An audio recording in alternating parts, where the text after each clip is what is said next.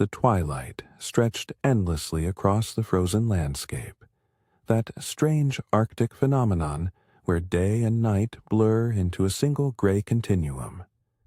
Against the white expanse, dark figures moved methodically, their bodies hunched against the wind, their faces wrapped in layers of hide and fur.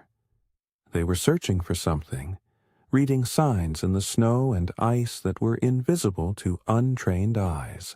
The cold was absolute, the kind that reaches through every layer of clothing and finds the warmth inside you, determined to extinguish it. My name is James, and I was there in that twilight, stumbling behind them, struggling to understand what they sought so urgently as darkness gathered. What I didn't know then was that the answer to their search would teach me not just how to survive in this merciless land, but how humans had evolved the capacity to live anywhere on Earth, how our primate ancestors had developed strategies so sophisticated that they allowed us to colonize even the Arctic tundra. I had been an anthropologist in my previous life, studying human evolution in university libraries and laboratories, analyzing bones and artifacts, building theories about how our species had spread across the globe. But theory and reality proved to be vastly different things. I had joined an expedition to study the indigenous peoples of the far north, to document their survival strategies, to understand how humans adapted to extreme environments. But the expedition had gone wrong.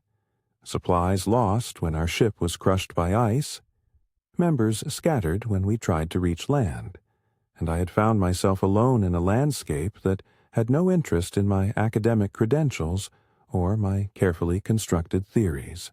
If you want to hear true stories of human survival, of the ancient wisdom that allowed our species to thrive in Earth's harshest environments, of the knowledge we're in danger of losing as traditional ways of life disappear, subscribe to this channel and turn on notifications. These are not just stories of the past, but lessons for our future. Reminders of what humans are capable of when we work together, when we listen to the land, when we remember that survival is not about conquering nature, but learning to live within it. They had found me 3 days after I was separated from my group, collapsed in the snow, my inadequate clothing already failing, my body shutting down from cold and exhaustion. I remember seeing shapes approaching through the swirling snow, thinking they might be hallucinations, too far gone to care whether they were real or imagined. Strong hands lifted me. Voices spoke in a language I didn't understand, and I was carried wrapped in furs that smelled of smoke and animal and life. When I woke, I was in a structure unlike anything I had encountered before, warm despite the howling wind outside, lit by the soft glow of oil lamps, surrounded by people whose faces were weathered by decades of Arctic living. The leader of this group was a man named Tulimak, whose name meant rib in their language, given because he had survived being gored by a walrus and bore the scars to prove his resilience. He was perhaps 60 years old, his face deeply lined, his hands gnarled by decades of hard work in brutal conditions. But his eyes were sharp and his presence commanded immediate respect. He spoke little, communicated mostly through gestures and expressions, but every decision he made was obeyed without question, because his judgment had been proven through decades of keeping his people alive in conditions that killed the unprepared. His wife was a woman named Arnaluk, which meant woman in their language, a simple name that belied her complexity and skill. She was strong in the way that Arctic women had to be strong, capable of every task necessary for survival, from sewing waterproof clothing to butchering seals to navigating by stars. She had been the one to examine me when they brought me in, to assess the damage done by cold and exposure, to prepare the treatments that saved my fingers and toes from frostbite, to insist that I be given proper clothing before being allowed outside again. There was a young man named Nuka, whose name meant younger sibling, who became my primary teacher and translator. He had learned some English from traders and missionaries over the years, enough that we could communicate haltingly, filling gaps with gestures and demonstrations. He was perhaps 30 years old, a skilled hunter and craftsman, patient with my ignorance but also amused by it, finding entertainment in my complete inability to do even simple tasks that children in his culture mastered by age 5. The eldest member of the community was called grandfather by everyone, his actual name lost or deemed less important than his role as keeper of knowledge and history.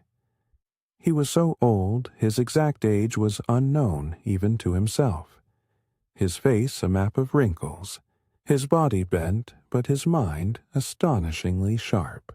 He spent his days working on small projects, carving tools from bone and antler, and his evenings telling stories that were simultaneously entertainment, education, and preservation of cultural memory, stretching back generations beyond counting.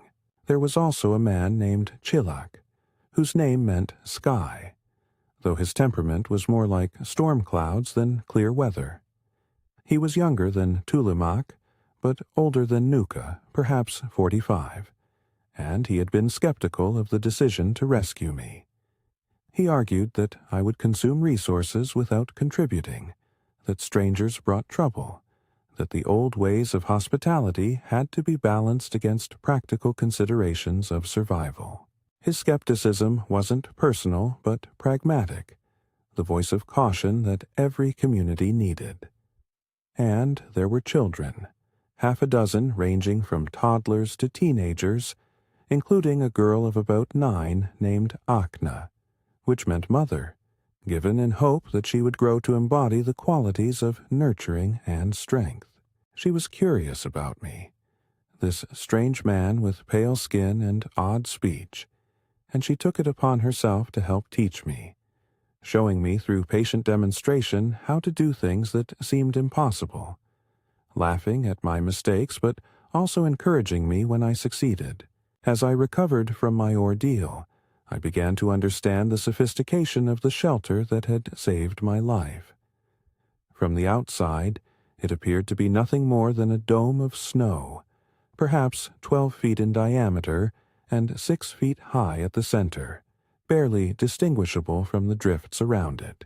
But inside, it was a marvel of engineering and thermal physics, a structure that used the properties of snow itself to create a living space that could maintain temperatures 30 or 40 degrees warmer than the outside air, even without any heat source other than human bodies and small oil lamps. The shelter was called an igloo in their language, though that word simply meant house and was applied to any dwelling whether made of snow or sod or stone or hide. This particular type of igloo, constructed entirely from blocks of compacted snow, was used primarily during winter hunting trips when the group needed temporary shelter that could be built quickly with materials always at hand. The permanent winter homes were more elaborate structures made of sod and stone and driftwood, but the snow igloos were what made extended hunting trips possible, what allowed people to survive when caught by sudden storms or when pursuing game far from base camps. Nuka began teaching me the principles of igloo construction, not through explanation but through doing, taking me outside on a relatively calm day, and showing me how to assess snow quality, how to cut blocks using a long knife made from bone, how to lay the blocks in a spiral pattern that created a self-supporting dome, how to trim each block so it leaned inward at exactly the right angle, how to seal gaps with loose snow, how to create ventilation holes that allowed smoke to escape without letting too much cold air in. It was architecture based on deep understanding of materials and physics, knowledge accumulated over thousands of years of living in an environment where a mistake in shelter construction meant death.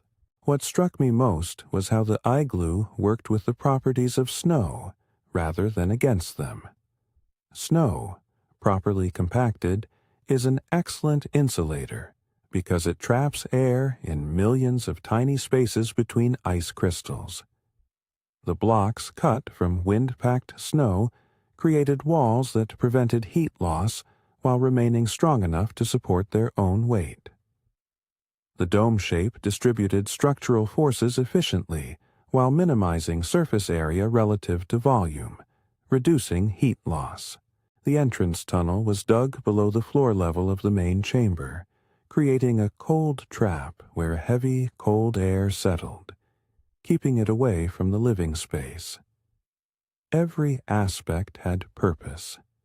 Every detail had been refined through generations of experimentation and experience. But building the shelter was only half the challenge. The other half was learning how to live in it, how to arrange sleeping platforms, how to manage the oil lamps that provided light and supplemental heat, how to cook without filling the space with smoke, how to organize people and gear in the limited space, how to sleep warmly despite brutal outside temperatures. These skills were just as important as construction techniques, just as carefully developed and transmitted from generation to generation. The sleeping arrangements in the igloo followed principles I was beginning to recognize from my time with these people. Privacy was irrelevant, a luxury that couldn't be afforded when survival required maximum efficiency.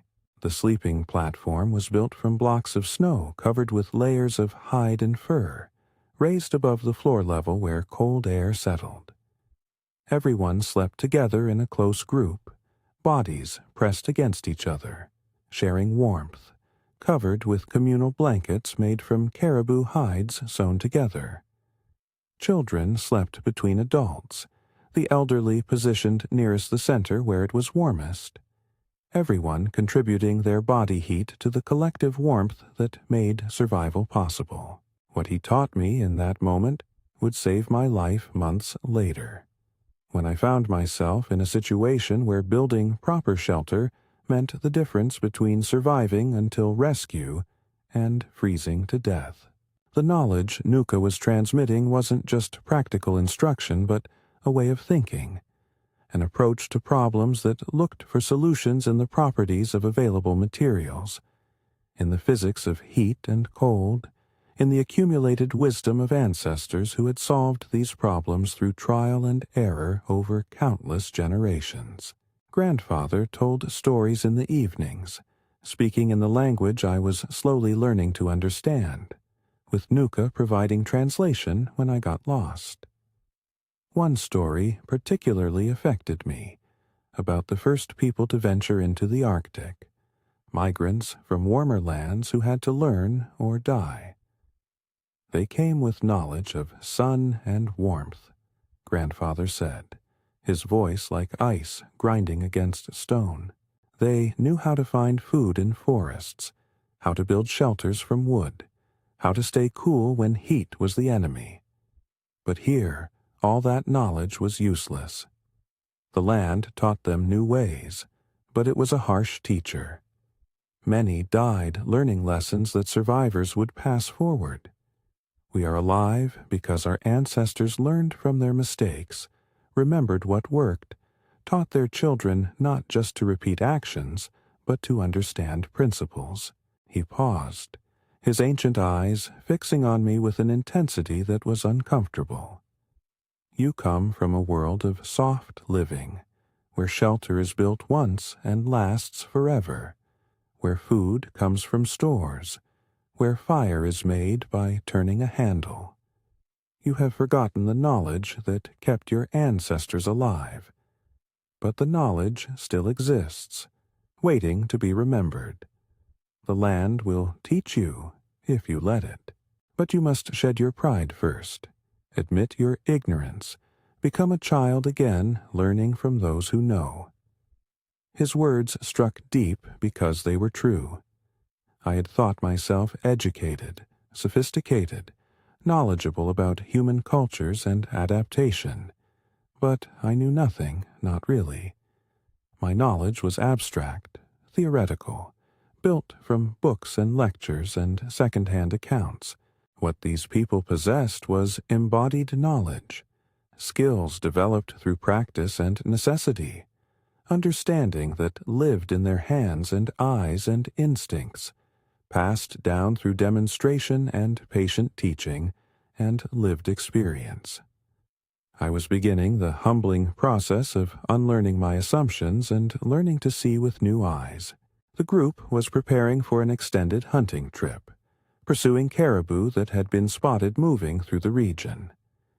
This would be my first real test, traveling with them across the tundra, building shelter each night, contributing to survival rather than being a burden carried. I was nervous, but also determined, understanding that this was my opportunity to prove I could learn, that I was worth the resources they had invested in my rescue and recovery.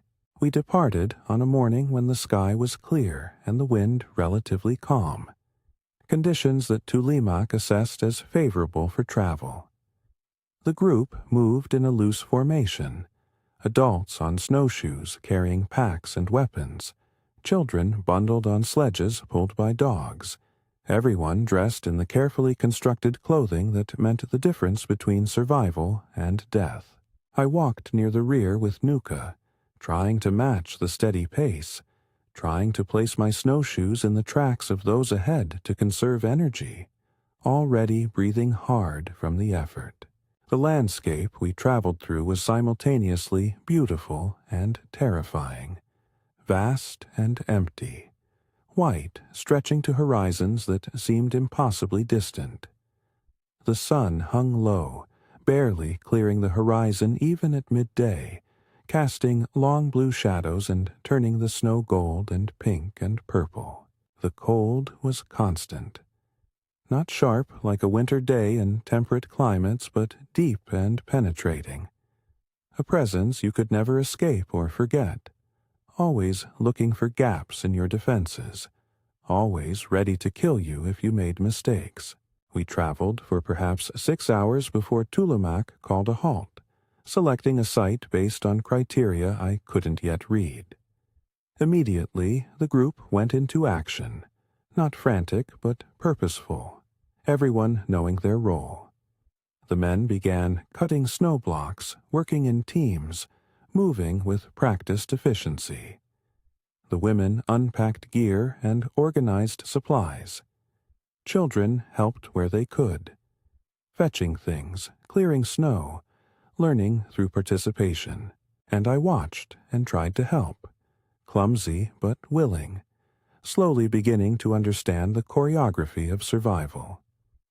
Nuka directed me in cutting blocks, correcting my technique, showing me again how to assess snow quality by probing with a stick, how to angle the saw properly, how to cut blocks of uniform size. My cuts were rough and uneven compared to his, but he nodded approval when I managed to produce something usable. "You learn," he said simply. "Hands remember what mind cannot teach. Do again. Do many times. Hands will know." Within 2 hours, 3 igloos stood where there had been only empty snow. Domed structures that already felt warmer inside than the outside air, waiting for the body heat and lamp heat that would raise their internal temperature to something approaching comfortable. The dogs were unharnessed and fed, the sledges secured against wind, the supplies organized and stored. Camp was made, shelter achieved, another day survived. That night, as we sat in the igloo sharing a meal of dried caribou meat and seal oil, Grandfather told another story, this one about shelter and the covenant between humans and snow. "Snow is water sleeping," he began, and Nuka translated in whispers. "In summer, water runs free, impossible to hold or shape. But in winter, water sleeps as snow, and sleeping water can be shaped, can be built with, can become shelter.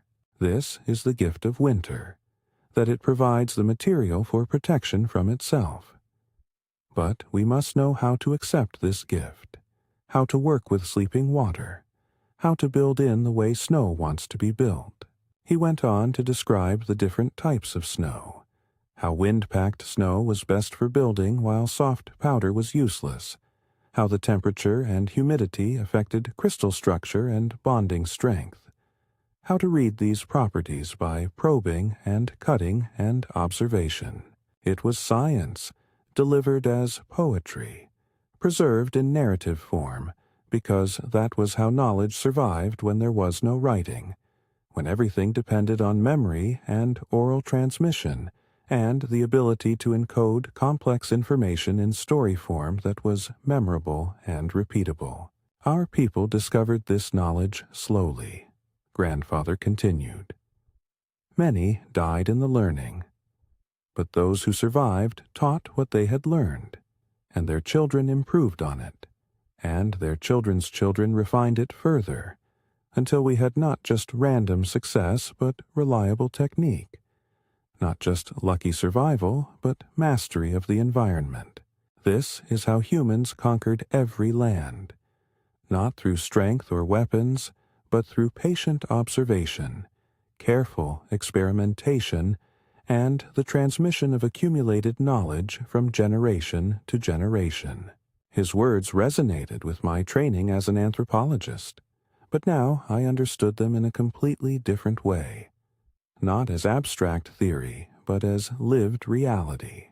I was experiencing the process he described, learning from those who knew, adding their knowledge to my own small store, becoming part of the chain that stretched backward through time to the first humans who figured out how to survive in the Arctic, and forward through time to future generations who would need this knowledge if they ventured into harsh environments.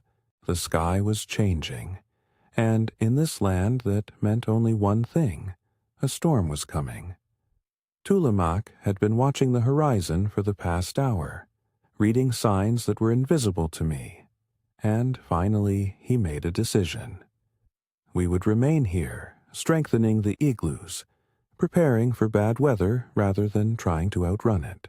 Everyone immediately shifted into storm preparation mode, banking additional snow around the bases of the igloos, securing loose items, checking that the dogs had adequate shelter, making sure water skins were full and oil lamps had sufficient fuel.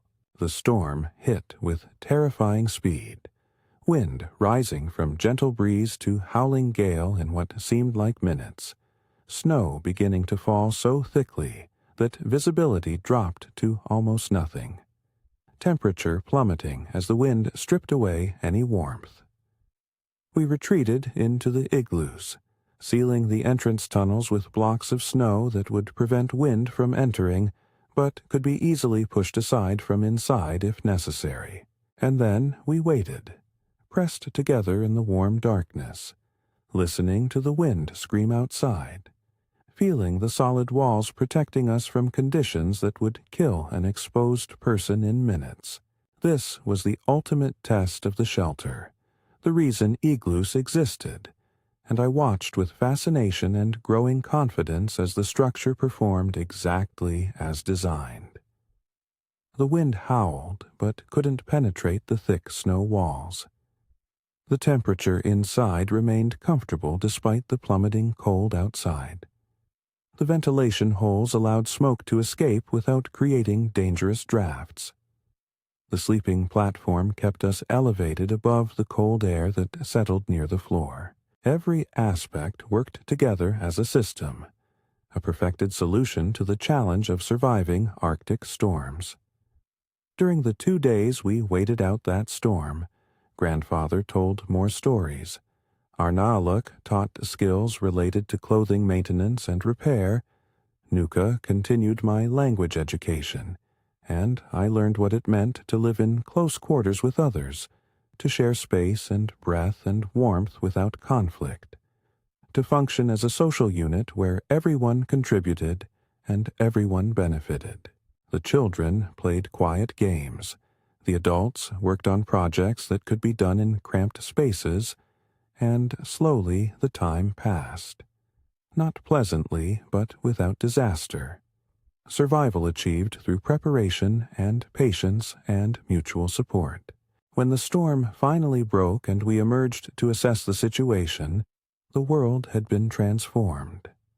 Snow drifted deep in some places and blown bare in others, the igloos partially buried but intact, the landscape smoothed and simplified.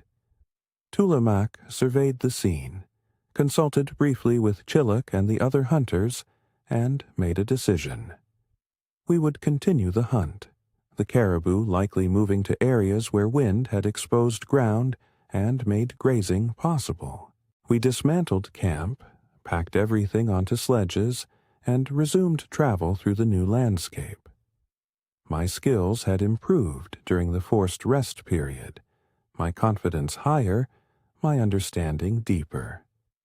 When we stopped that evening to make camp, I was able to help meaningfully with igloo construction, cutting blocks that were actually useful, positioning them correctly, beginning to develop the muscle memory and spatial understanding that the task required. Nuka noticed my improvement and praised it, not effusively, but with simple acknowledgement. "You are becoming less useless," he said with a slight smile. "Perhaps you will not die when we leave you alone." It was a joke, but also not a joke. Recognition that I was progressing from complete dependence toward the beginning of competence. I felt pride in his words, understanding that praise from someone like Nuka, who had genuine skills and knowledge, meant more than any academic recognition I had received in my previous life. We found the caribou herd 3 days later. Thousands of animals spread across a valley where the wind had exposed tundra vegetation. The hunt that followed was a masterpiece of coordination and patience, with hunters positioning themselves carefully, waiting for the right moment, working together to bring down several animals cleanly and efficiently. I participated at the margins, helping with tasks I was capable of, watching and learning, contributing to the collective effort even if my contribution was small. That night there was celebration, the successful hunt meaning food security for weeks to come, the relief and joy of success after risk and effort. Fresh meat was roasted over fires built in the igloos, the smoke venting through carefully positioned holes, the smell and taste absolutely delicious after days of dried rations. People laughed and told stories, tension releasing, community bonds strengthening through shared success. Kilak, who had been so skeptical of me, approached and spoke in his language, which I was beginning to understand better. Nuka translated the parts I missed. "You worked well during the hunt. You did not panic. You followed instructions. You helped where you could. This is good. Perhaps you are not completely worthless after all." His tone was gruff, but the words were acceptance, recognition that I had proven myself capable of learning and contributing. The journey back to the permanent winter camp took several days, slowed by the heavy loads of meat and hides we were transporting. Each night we built igloos, the routine becoming more familiar, my skills continuing to develop. I was learning not just the mechanics of construction, but the judgment required. How to assess snow quality quickly, how to select good building sites, how to adapt techniques to different conditions. Knowledge was flowing into me through my hands and eyes, and growing understanding, embodied learning that was beginning to feel natural rather than forced. When we finally reached the permanent camp, a cluster of substantial sod houses built partially underground for maximum insulation, the community welcomed us back with joy and relief. Successful hunts were never guaranteed, and every return with food and everyone safe was cause for celebration. I was introduced to members of the larger community I hadn't met before. My story told and retold, my presence explained and gradually accepted. The permanent winter houses were yet another revelation in shelter technology, completely different from the temporary snow igloos, but based on the same principles of working with available materials and local conditions. These structures were built partially underground, with walls made from stones and sod, roofs covered with layers of hide and more sod, entrance tunnels dug to create cold traps, sleeping platforms elevated and positioned to maximize warmth from the central fire.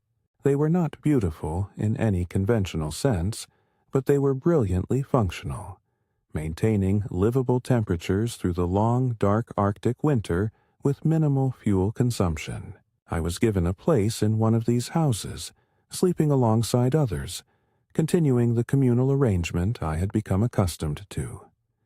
The winter passed in a rhythm of hunting trips and rest periods, storms endured, and calm weather exploited. Constant work interspersed with storytelling and social activities. I continued learning, my skills growing, my language improving, my understanding deepening. Grandfather took special interest in my education, perhaps seeing me as someone who could carry knowledge between cultures, who could translate the wisdom of his people into forms that outsiders might understand and preserve. He taught me not just practical skills, but the philosophy behind them, the worldview that made survival possible in such harsh conditions. Everything we do comes from watching and learning, he explained one long evening.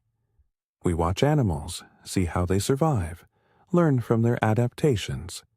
We watch weather, learn its patterns, predict its changes. We watch ice and snow, learn their properties, work with their nature. We watch each other, learn from successes and failures, preserve what works and abandon what doesn't. This is how humans survived everywhere, by being watchers and learners and teachers, by building knowledge across generations, by adapting to conditions rather than trying to force conditions to adapt to us. He spoke of the deep history of his people, migrations from ancient times, adaptations to changing climates, innovations that had made survival possible. He spoke of shelters evolved over thousands of years, from simple windbreaks to sophisticated structures like the igloo, each improvement built on previous knowledge, each generation adding refinements.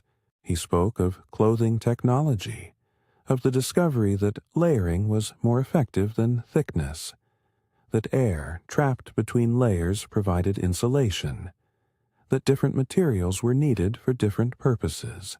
Modern people think we are primitive, he said, and there was no anger in his voice, just sadness. They see our simple tools and think we are simple, but our tools are perfect for their purposes, refined over generations to be exactly what is needed. We are not primitive. We are sophisticated in ways modern people have forgotten, skilled in arts they no longer practice, knowledgeable about things they no longer consider important. His words resonated deeply because I was living proof of their truth. I had come from a technologically advanced society, but that technology had been useless in this environment. What saved me was ancient knowledge, techniques developed when my own ancestors were learning the same lessons in different places, wisdom that had been preserved by cultures that maintained continuous connection to traditional ways of living. Spring came slowly to the Arctic, marked first by barely perceptible changes in light and temperature, then more obvious signs as snow began to melt, and birds returned, and the landscape gradually emerged from its white covering. The community prepared for seasonal migrations to summer hunting and fishing grounds, dismantling winter houses, organizing for travel, engaging in the complex logistics that allowed movement of entire communities across vast distances. I had been with them now for nearly a year, transformed from helpless outsider to moderately competent member of the community. I could build an igloo that would keep people alive through a storm. I could sew basic repairs to clothing using sinew and bone needles. I could help with hunting and fishing, could manage dogs, could navigate by reading subtle signs in the landscape. I was not an expert, not equal to those raised in this culture, but I was functional, capable of contributing meaningfully to survival. Tulimak called me to speak with him one evening, a formal conversation that Nuka attended to translate the nuances I might miss. "You have learned well," Tulimak said, his words as economical as ever. "You came to us dead, and we gave you life. But you have earned that life through work and respect. You understand now what it means to live with the land rather than against it. You understand the importance of knowledge passed from teacher to student. You understand that humans survive not through individual strength, but through collective effort and shared wisdom." He paused, studying me with eyes that missed nothing. "Summer comes, and we will move to different lands. You can return to your people if you wish. Or you can stay with us, continue learning, become fully one of our community. This is your choice. But know that if you stay, you are not a guest but a member, with all the rights and responsibilities that brings." His words carried weight, presenting a choice I had been avoiding thinking about. What did I want? Where did I belong? I had been rescued by chance, adopted out of cultural values of hospitality and generosity, taught out of patience and the pleasure of passing on knowledge.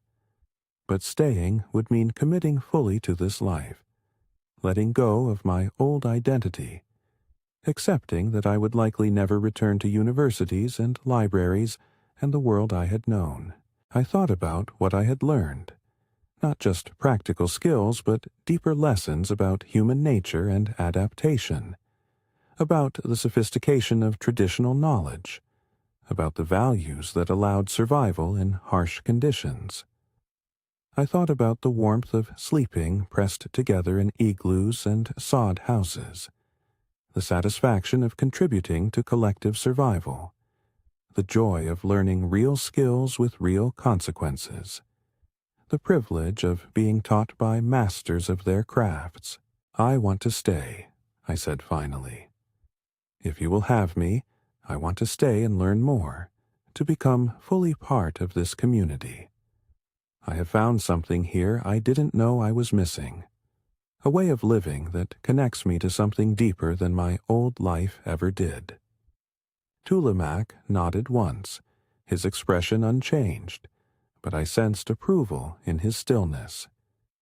"Then you stay, and you must take a name in our language, a name that reflects who you have become.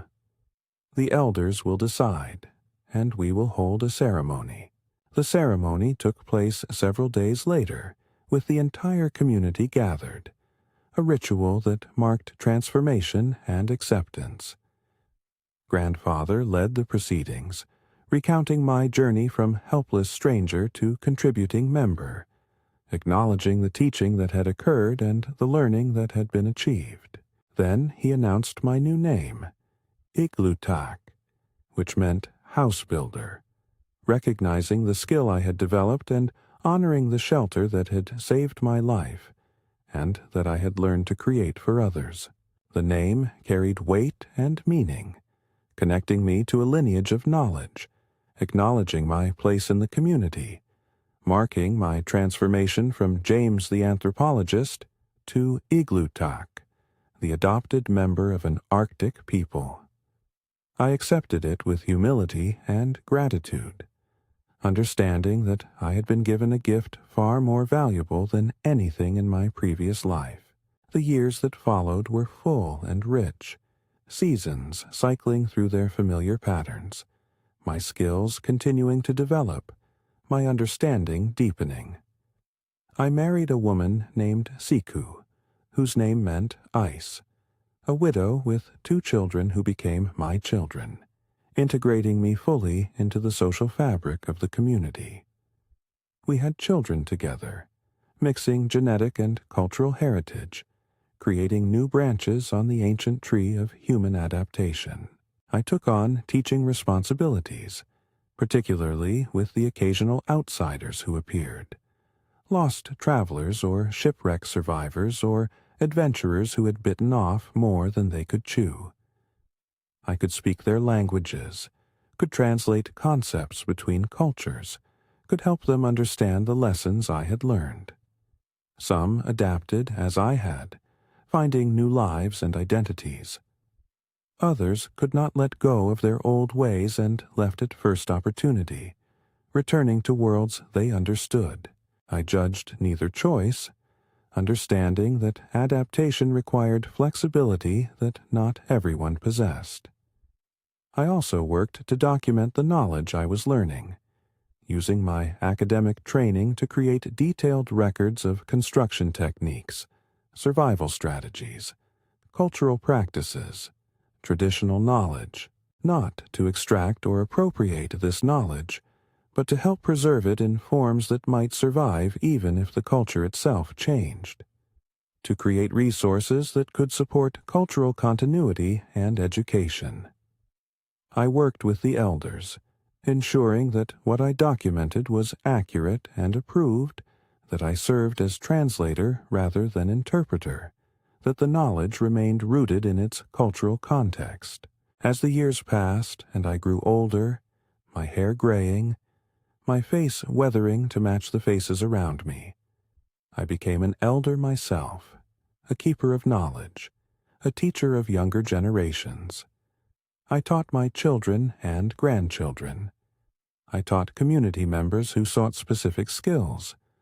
I taught outsiders who came seeking understanding, and I continued to marvel at the sophistication of what I had been privileged to learn, at the depth of human ingenuity required to survive in such hostile conditions, at the accumulated wisdom of cultures that had solved problems through patient observation and experimentation over countless generations.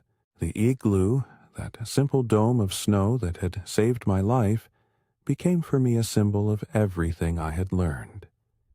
It represented the principle of working with nature rather than against it, using the properties of available materials to solve problems. It represented the importance of understanding physical principles, of knowing not just what to do, but why it worked. It represented the value of embodied knowledge, skills learned through practice and demonstration rather than abstract instruction.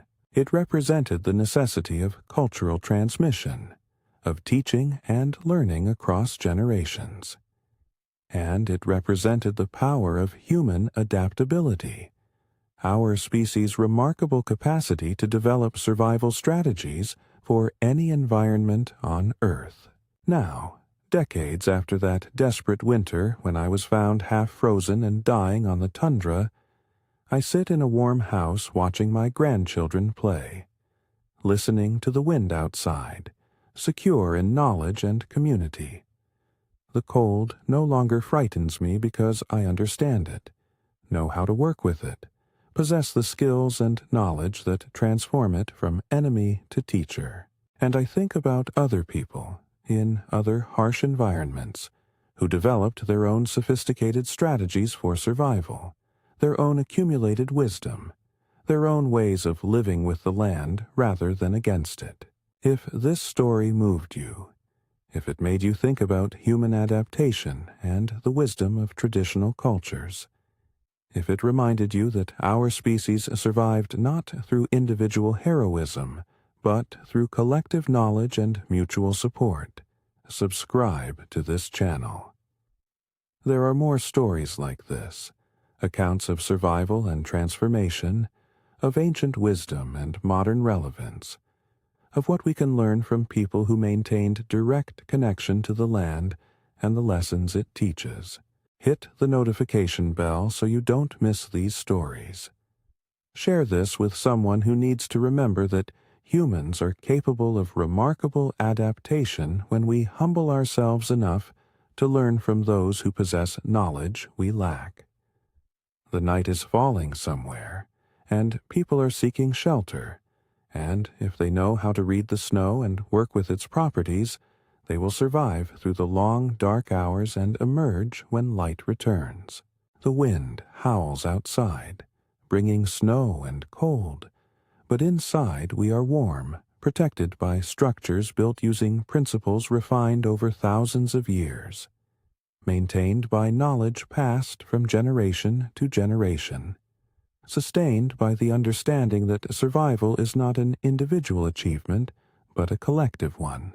This is how our primate ancestors conquered the Arctic tundra, not through superior strength or technological advancement, but through patient observation, careful learning, and the willingness to adapt their behavior to the demands of their environment.